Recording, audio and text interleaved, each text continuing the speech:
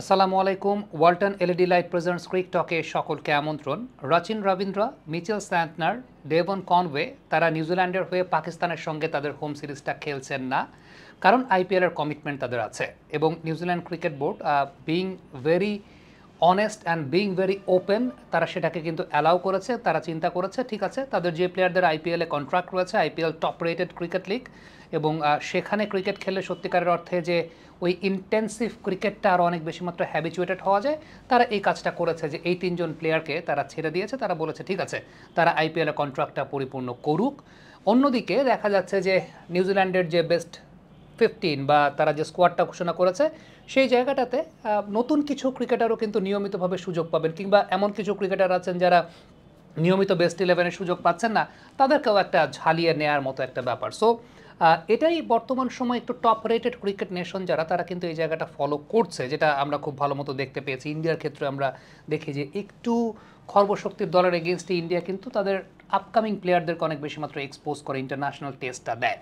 সেই জায়গা থেকে কোয়েশ্চেনটা অবশ্যই আসে আমাদের নাহিদ রানা, আমাদের লিটন কুমার দাস, তারা জিম্বাবুয়ে সিরিজে যখন টেস্ট ম্যাচ চলবে বাংলাদেশে, সে সময়টা তাদেরকে ছাড়া হবে কিনা, তারা এনওসি পাবেন কিনা পিএসএল খেলার জন্য, এই জায়গাটা বেশ কয়েকটা ফ্যাক্টর অবশ্যই কাজ করা উচিত। লিটন কুমার দাসের ক্ষেত্রে আমি যেটা ব্যক্তিগতভাবে মনে করি, তাকে সেই ছাড়পত্রটা দেওয়া উচিত পিএসএল খেলার জন্য, 100% দেওয়া উচিত। কারণ জিম্বাবুয়ের সঙ্গে টেস্ট, এটা খুব কি ম্যাটার করে আসলে লিটন কুমার দাস থাকা বা না থাকার ক্ষেত্রে।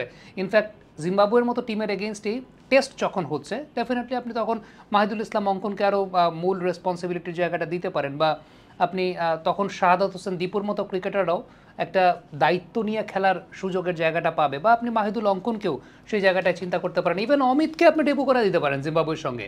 আমি তো এটা ব্যক্তিগতভাবে মনে করি যে লাস্ট অমিত হাসান আমরা দেখতে পাচ্ছিলাম যে আমাদের এনসিএলে ভালো করেছেন, বাট একটু টপ রেটেড টিমের এগেনস্টে ডেবু করালে প্রবলেমটা যেটা হয় যে সেই প্লেয়ারের কনফিডেন্সটা ডাউন হতে পারে। একটা ম্যাচ খারাপ খেলার পর তাকে নিয়ে ওই আমরাই হয়তো বা সমালোচনা করবো, বাট জিম্বাবুয়ের মতো টিমের এগেনস্টে অমিত হাসান ডেবু করলে যেটা হয় যে ঠিক আছে, একটা এক্সট্রা বিট অফ কমফোর্টনেস তার মধ্যে কাজ করবে, বা বোলিং কোয়ালিটি যেহেতু ওয়ার্ল্ড স্ট্যান্ডার্ডে জিম্বাবুয়ের বোলিং স্ট্যান্ডার্ড টেস্ট ম্যাচ ক্রিকেটের পার্সপেক্টিভে একটু নিচের দিকে, সো তিনিও অমিত হাসানও তাকে নিজেকে ফ্লারিশ করার সুযোগটা আরও বেশি মাত্রায় পাবেন, যেটা আমার কাছে মনে হয়।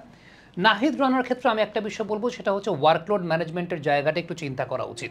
সেটা তো আমি এই জায়গা থেকে বলতে পারবো না। বাংলাদেশ ক্রিকেট বোর্ডের মেডিকেল ইউনিটে যারা আছেন, তারা প্রথমত এই বিষয়টা দেখবেন যে নাহিদ যদি পিএসএল এনওসি নিয়ে ফুল সিজন খেলে, the number of matches, the intensity of the matches, সেক্ষেত্রে নাহিদের ওয়ার্কলোড এখন কোন পর্যায়ে আছে, সেই ওয়ার্কলোডটা আলটিমেটলি ওই সময় এক্সিট হতে পারে কি পারে না, সেটাও একটা বিবেচনার বিষয় আছে। সো ওয়ার্কলোড ম্যানেজমেন্ট একটা খুব ইম্পর্টেন্ট ব্যাপার আছে। যদি ওয়ার্কলোড ম্যানেজমেন্টে কোনো প্রবলেম না হয়, আবারও বলি, যদি নাহিদ রানার ওয়ার্কলোড ম্যানেজমেন্টে কোনো প্রবলেম না হয়, যদি দেখা গেল যে না, টেস্ট ম্যাচ ক্রিকেট খেলছেন, টেস্ট ম্যাচ ক্রিকেট খেললে তার ওয়ার্কলোড এই ইম্প্যাক্ট পড়বে, পুরো সিজন পিএসএল খেললে তার যে ইম্প্যাক্টটা সেটা খুব বেশি পার্থক্যের জায়গাটা নাই। ইনফ্যাক্ট টেস্ট ম্যাচে একটু লম্বা সময় বোলিং করতে হয়। আবার টি-20 ক্রিকেটে যেটা হয় যে নাম্বার অফ ম্যাচেসের সংখ্যা তো অনেক বেশি, এবং দেখা যাবে একদিন বা দুদিন পর পর ম্যাচ খেলতে হচ্ছে, ওইটা টি-20-র ইন্টেন্সিটির লেভেলটা আবার একটু হাই থাকে। সো এটা যেটা হয় যে যারা ওয়ার্কলোড নিয়ে কাজ করেন, মেডিকেল ইউনিট আছে, ট্রেনার আছেন, তারা এই হিসাবগুলো তারা রাখতে জানেন, এবং সফটওয়্যারের মাধ্যমে এই বিষয়গুলো বের করা হয়। যদি দেখা যায় যে কোনো প্রবলেম নাই, নাহিদ রানা যদি পিএসএল খেলেন, তাহলে নাহিদ রানাকেও পিএসএল অ্যালাউ করা উচিত। এটা আমার ব্যক্তিগত মতামতের জায়গায় কেন উচিত। প্রথমত, নাহিদকে আমরা 2026 টি-20 বিশ্বকাপের পার্সপেক্টিভে আমাদের এক্স ফ্যাক্টর চিন্তা করি, 2027 চ্যাম্পিয়ন্স ট্রফির পার্সপেক্টিভে আমাদের এক্স ফ্যাক্টর চিন্তা করি, ইভেন 2025 এশিয়া কাপের পার্সপেক্টিভে নাহিদকে চিন্তা করি আমরা যে আমাদের সবচেয়ে হ্যান্ডি বোলার তিনি হবেন। সো তার ওই ইন্টেন্সিটির ক্রিকেটটা খেলাটা খুব জরুরি। ওই ইন্টেন্সিটির ক্রিকেটটা ওই জায়গাটায় ডেফিনেটলি যে বিষয়টা উল্লেখযোগ্য যে ব্যাটসম্যানরা ভালো বলেও মারেন, ভালো বলেও যখন মারবেন, তখন নাহিদকে অন্য কিছু করার চিন্তা করতে হবে। তখন তিনি তার ভ্যারিয়েশনের জায়গাগুলো নিয়ে, বা তখন তিনি গতিটাকে কীভাবে আরও পরিপূর্ণভাবে ব্যবহার করা যায় সেগুলো নিয়ে চিন্তা করতে পারবেন। সেই সঙ্গে জিম্বাবুয়ের সঙ্গে আমরা খালেদ আহমেদকে definitely we can promote Khaled Ahmed in the line up. সেই জায়গাটা যদি আপনি চিন্তা করেন যে খালেদ টেস্ট ম্যাচ ক্রিকেটে আমাদের তার তো সেই এক্সপিরিয়েন্সটাও আছে, ইভেন তিনি ম্যাচ পাবেন, ম্যাচ পাওয়াটা খুব গুরুত্বপূর্ণ। আমাদের তো পেস বোলার এই মুহূর্তে অভাব নাই, হাসান মাহমুদ থাকবেন, খালেদ আহমেদ থাকবেন। সো আমার কাছে মনে হয় না যে নাহিদকে যদি আপনি জিম্বাবুয়ে সিরিজটা ছেড়ে দেন, সেটা খুব বেশি ইম্প্যাক্ট পড়তে পারে। ইনফ্যাক্ট ইম্প্যাক্ট পড়লো ধরেন মানে আমার আমার কথা যেটা সেটা হচ্ছে যে আমি বৃহত্তর স্বার্থে যদি কোনো ক্ষুদ্রতর স্বার্থ স্যাক্রিফাইস করতে চাই সেক্ষেত্রে সমস্যাটা কোথায় আমি তো সেটা জানি না।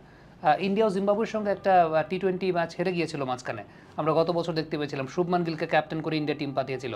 সো ইট ডাজন্ট ম্যাটার, এটা এটা কোনো ম্যাটার হওয়া উচিত না বা ম্যাটার হওয়ার কথা না আপনি যখন ডেভেলপমেন্ট নিয়ে চিন্তা করবেন সামগ্রিকভাবে।